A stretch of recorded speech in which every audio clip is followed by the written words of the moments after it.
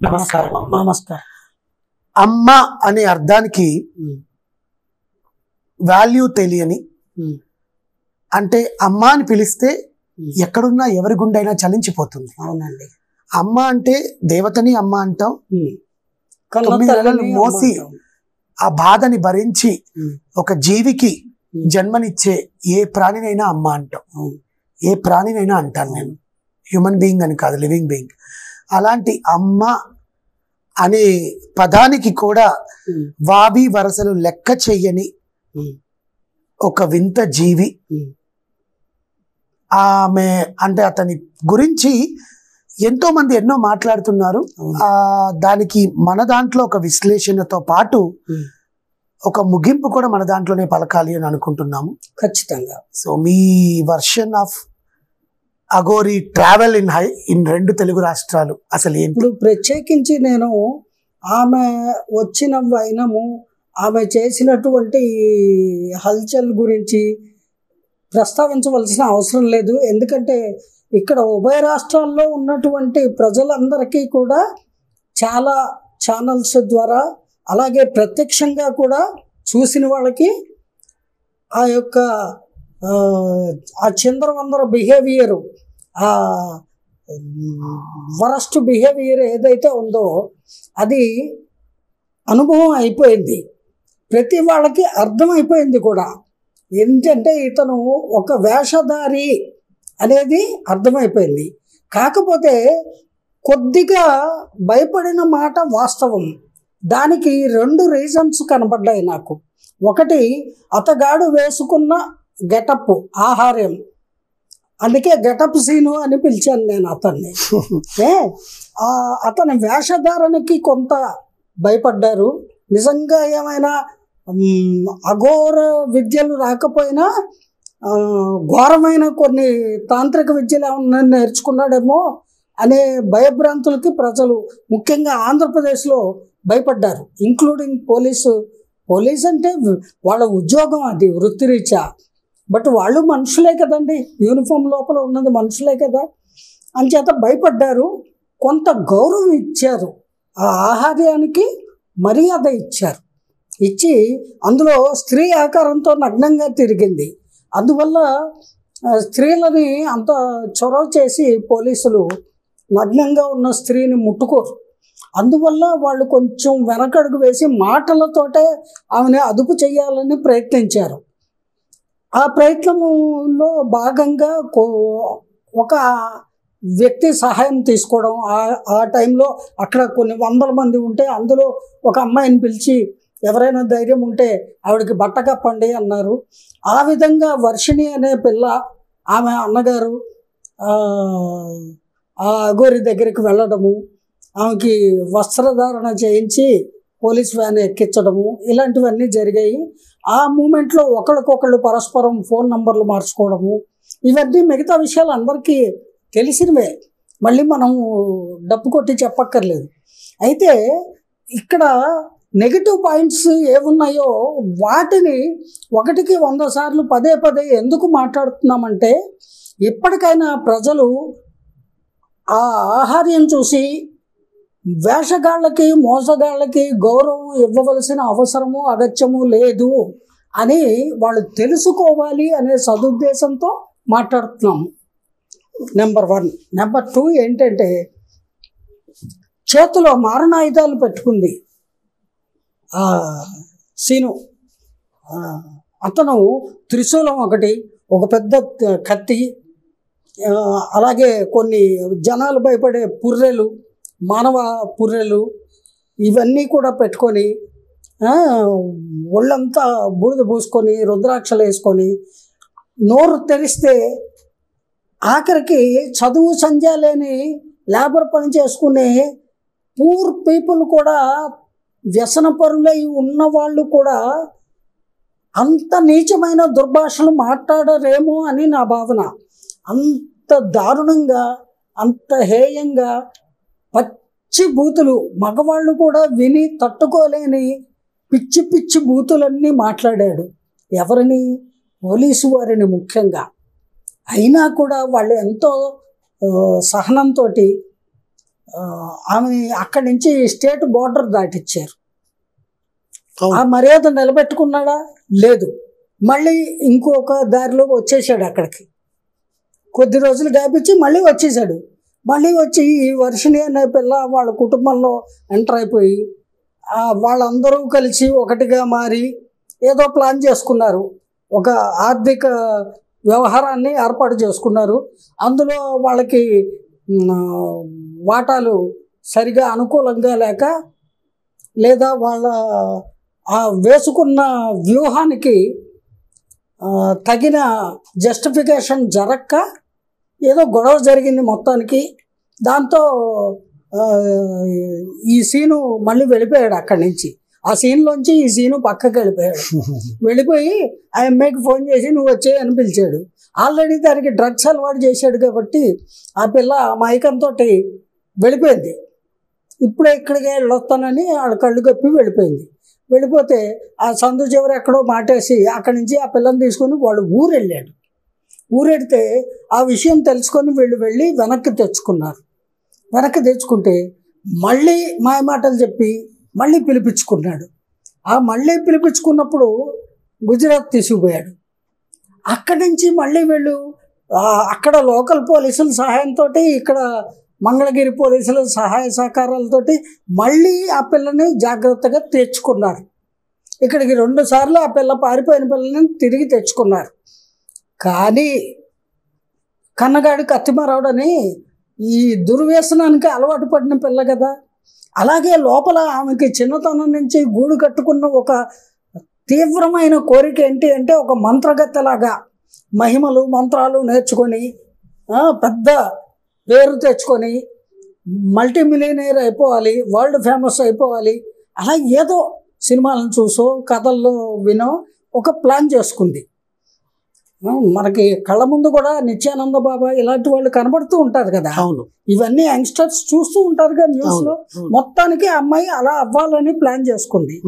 అందుకు ఈ అఘోర రూపంలో ఉన్న ఈ ఆడ మగ కానిటువంటి ఈ వ్యక్తి సరి అయిన వ్యక్తిగా కనిపించాడు.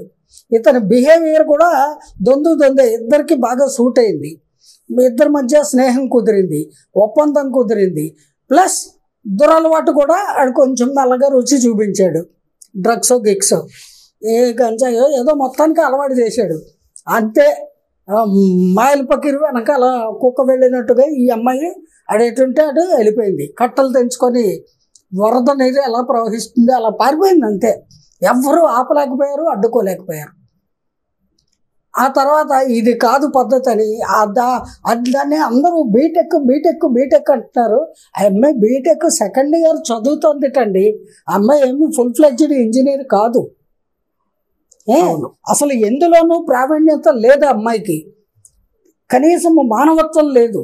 కనిపెంచిన తల్లిదండ్రుల పట్ల ప్రేమ కానీ, భయభక్తులు కానీ, సమాజం పట్ల భయభక్తులు కానీ ఏవీ లేవు. తెగింపు మాత్రమే ఉంది. ఆ తెగింపే వీడిలో కూడా చూసింది. ఎల్లూరి సీనా అఘోర ఆకృతిలో తిరుగుతున్నాడుగా. అంతే, ఇద్దరికి మంచి జత కుదిరింది. అంతే, ఇద్దరు వెళ్ళిపోయారు. వెళ్ళిపోయి ఈ అమ్మాయికి ఉన్న అరకొర నాలెడ్జ్లో పెద్ద అడ్వకేట్ లాగా మన ఇద్దరం పెళ్లి చేసేసుకుంటే మన ఎవ్వరు విడదీయలేరు అని వాడికి సలహా ఇచ్చింది. వాడిదేముంది, చేతిలో ఇన్ని పసుపు తాళ్ళు వేసి తిరుగుతున్నాడు. కుక్కలకి, మగాళ్ళకి, మనుషులకి, జంతువులకి అన్నిటికీ మెళ్ళ ఒకటి పడేస్తాడు. అది ఏం మంత్రించిన పసుపు తాడో ఏంటో, లేదా భయపెట్టడానికి ఒక పసుపు రంగు తాడు, ఓ పసుపు కొమ్ము కట్టు ఇంత కట్ట పెట్టుకొని తిరుగుతున్నట్ట ఒక కారులో. అలాంటిది ప్రతి వాళ్ళకి ఒకటి మెళ్ళ వేసేస్తాడు. అలాగే వీళ్ళింట్లో కూడా అన్నకి చెల్లికి కూడా వేశాడు గతంలో. ఇప్పుడు ఈ అమ్మాయి చెప్పిన ఐడియా వాడికి చాలా ఉత్తమంగా అనిపించింది. ఇద్దరు వెళ్ళిపోయారు. ఏదో కాళికా అమ్మవారి గుడిలో తూతు మంత్రంగా మెళ్ళతో అడుగెట్టేశాడు. అంటే ఇదే అంతే, మా పెళ్ళి అయిపోయింది, ఇంకా మా శోభనం live telecast ready to watch.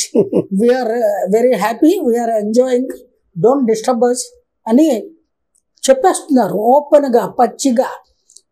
విశృంఖలత అంటే ఇదేనండి. వెచ్చల విడితనము, బరితెగింపు, అనే మాటలకి పరాకాష్ట ఏమిటి అంటే వీళ్ళిద్దరి మాటలు ప్రవర్తన. అది యంగ్స్టర్స్ని రాంగ్ రూట్ పట్టించడానికి ఎంతైనా దారితీస్తుంది అని నేను చెప్పగలను. అటువంటి వాళ్ళు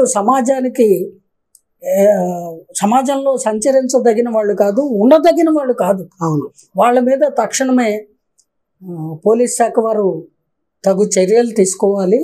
అటువంటి వాళ్ళని ఇంకో నలుగురు వీళ్ళని చూసి ప్రేరణ పొంది తయారయ్యారు అనుకోండి, ఇంకేమీ లేదు. ప్రతి కుటుంబంలో ఆడపిల్లలు మగపిల్లలు అభద్రతా భావంతో జీవించాలి. ఎవరెప్పుడు ఇన్స్పైర్ అయ్యి లేచిపోతారో తెలీదు. ఇంకొకటి, వావి వరసలు అనేవి అణుమాత్రం కూడా ఆ ఇద్దరిలో లేవు.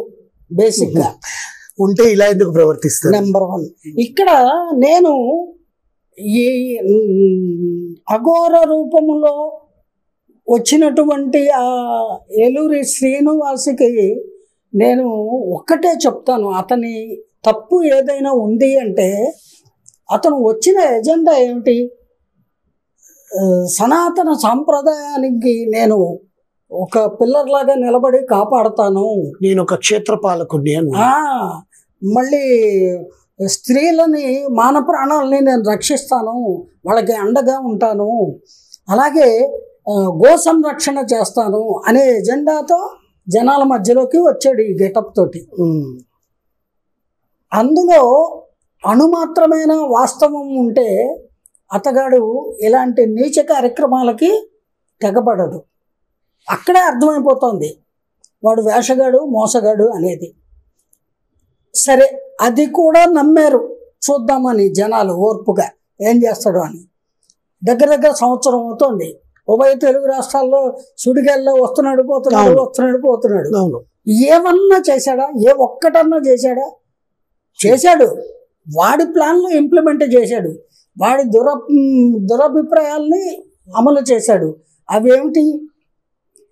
స్త్రీలను లోబర్చుకోవడము, వీలైనంత డబ్బులు దోచుకోవడము జనాల నుంచి, వాళ్ళకి ఆ పూజలు చేస్తా, ఇవి చేస్తాను, లేదా మీరు మిమ్మల్ని సర్వనాశనం చేసేస్తా, మీకు ఈ మంత్రం పెడతాను, ఆ పూజ చేస్తాను, నేను శవాలని తింటాను, నేను శ్మశానంలోనే ఉంటాను, అది ఇది నోటికి వచ్చిన స్టేట్మెంట్లు చెప్పేశాడు. జనాల్ని బాగా ఆకర్షించుకున్నాడు. ఈ అట్రాక్షన్ అంతా జరుగుతున్న సమయంలో ఈ వింత ఆకృతి ఏ గ్రహం నుంచి ఊడిపడ్డాడో అర్థం కాక, ఎవరో ఏమిటో తెలియక మీడియా సోదరులందరూ యథాశక్తి ఇంటర్వ్యూలు చేశారండి. ఆ ఇంటర్వ్యూలు చేయగా అతను ఒక సెలబ్రిటీ లాగా మారిపోయాడు. సెలబ్రిటీలకు మారిపోలేదులేండి, సెలబ్రిటీ అనుకుంటున్నాడు. ఇప్పుడు మారాడు అని ఎందుకు అంటున్నాను అంటే, ప్రతి నోట, ప్రతి ఇంట, ప్రతి సెల్ ఫోన్లోనూ, ప్రతి మాధ్యమంలోనూ వాడి టాపిక్కే ఉంది అంటే వాడేమన్నా సమాజానికి దేశానికి అవసరమైన మనిషా? కాదు కదా. కాదు. కనీసం ఎథిక్స్ ఉన్నాయా? కనీసం ఒక మనిషి ప్రవర్తన ఉందా? మనిషిగా జనాభా లెక్కల్లో కూడా తీసేయచ్చు వాడి పేరు. ఏమండి, అటువంటి వ్యక్తి, వావి వరుసలే పాటించని వ్యక్తి, తల్లికి చెల్లికి తేడా లేని వ్యక్తి, అలాగే వాడికి దొరికిన పిల్ల కూడా అంత నికృష్టురాలనే చెప్పాలి. తల్లిదండ్రుల్ని రిజెక్ట్ చేసింది, కూడబుట్టిన వాళ్ళని లెక్క చేయలేదు, బరి తెగించి వాడు వెనకాల పెడుతున్నాను అని ఒక ఛానల్లో కూర్చొని పబ్లిక్గా చెప్పి మరీ వెళ్ళింది. ఇటువంటి వాళ్ళ వల్ల ముందు తరాలకి కానీ ఇప్పుడు ఉన్నటువంటి యంగ్స్టర్స్ కానీ చాలా దుర్మార్గమైన ఒక మార్గాన్ని వీళ్ళు బోధించి వెళ్ళినట్టు లెక్క. అది జరగకూడదు అంటే పోలీసు వారు తక్షణమే వాళ్ళిద్దరినీ అదుపులోకి తీసుకోవాలి. వాళ్ళిద్దరూ ఈ వేషాలు కట్టి ఈ చేష్టలు చేయడానికి కారణాలు ఏమిటి అనేది పరిశీలించి, పరిశోధించి, పరీక్షించి, తెలుసుకొని అందరికీ తెలియజెప్పి వాళ్ళని తగు విధంగా శిక్షించాలి, సమాజాన్ని రక్షించాలి అంటాను నేను. ఎందుకంటే నీ ఎజెండా ఏమో అంత ఉన్నతమైనదే, నీ నోరు ఎంత చండాలమైనటువంటి దుర్భాషలాడింది. మతి స్థిమితం లేని సైకో ఫెలోలండి వాళ్ళిద్దరూ కూడా.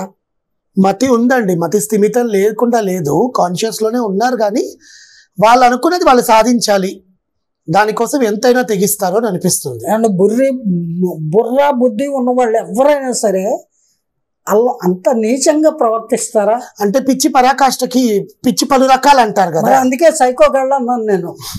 వాళ్ళని సైకోలోనే అంటారు. నీకు అంత నా నీచ మానవుడిలాగా అంత నీచమైన జీవనం గడపాలి అంటే ఆ వేషం తీసేయి. నార్మల్ క్రాఫింగ్ వేసుకొని, నార్మల్ డ్రెస్ వేసుకొని, నార్మల్ హ్యూమన్ బీయింగ్ లాగా నీ ఇష్టం వచ్చినట్టు వందలాది మంది ఆడవాళ్ళతో తిరుగు, మగవాళ్ళతో తిరుగు, పెళ్ళిళ్ళు చేసుకో, ఎందులోనే దూకి చావండి ఇద్దరు, ఎవరు అభ్యంతర పెట్టరు. ఎవరిని బెదిరిస్తారు? పెట్రోల్ పోసుకు తగలడతామని. తగలబడితే నష్టం ఎవరికి? మీకే. లోకానికి ఏమీ నష్టం ఉండదు. మిమ్మల్ని కన్న తల్లిదండ్రులు ఏడుస్తారు, బట్ సమాజం సంతోషిస్తుంది. ఇటువంటి నీచ ప్రవృత్తి కలిగిన వాళ్ళు అడ్డు తొలగారు అని.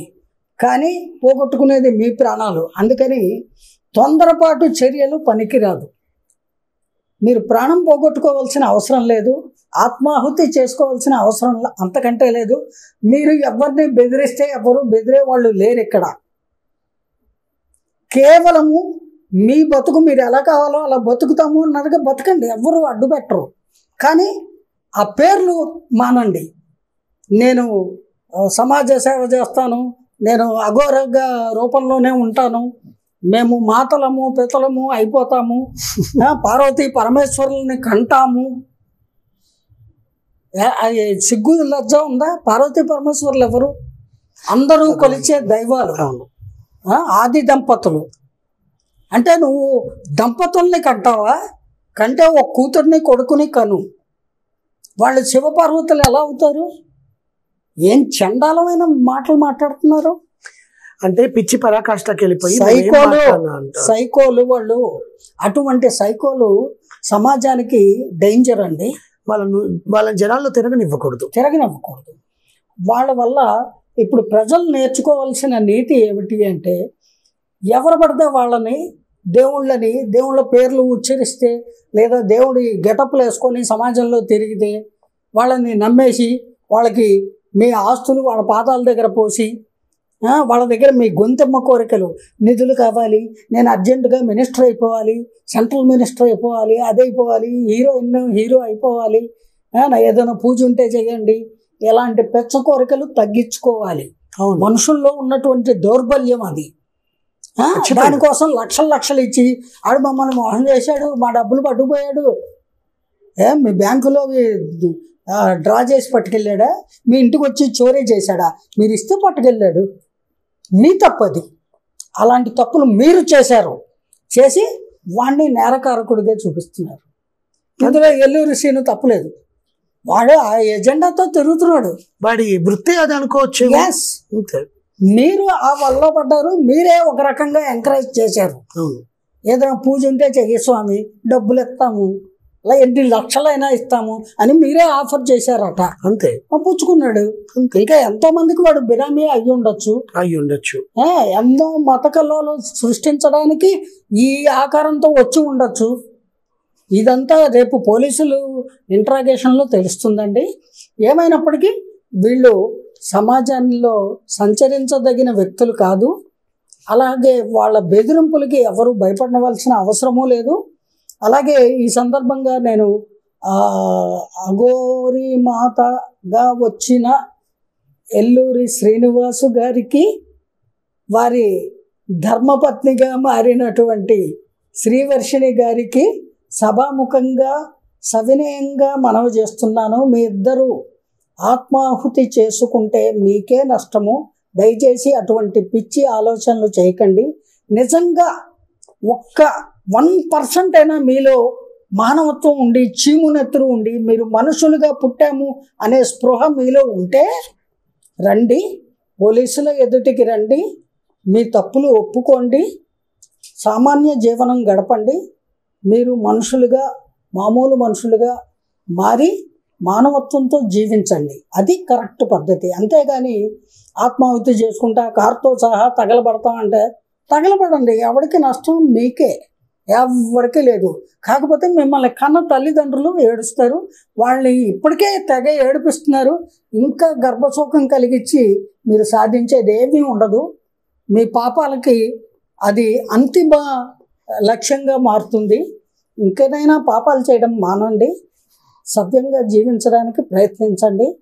అదే నేను చెప్పగలిగేది. ఇటువంటి వాళ్ళని ఇక మీదట ఏ రాష్ట్రంలో అయినా సరే ప్రజలు ఎంకరేజ్ చేయకండి, నమ్మకండి. 1కి 10 సార్లు వాళ్ళెవరు అనేది తెలియకుండా ఇళ్లకు రానివ్వకండి, వాళ్ళ దగ్గరికి మీరు వెళ్ళకండి. జై గురుదేవ. జై గురుదేవ.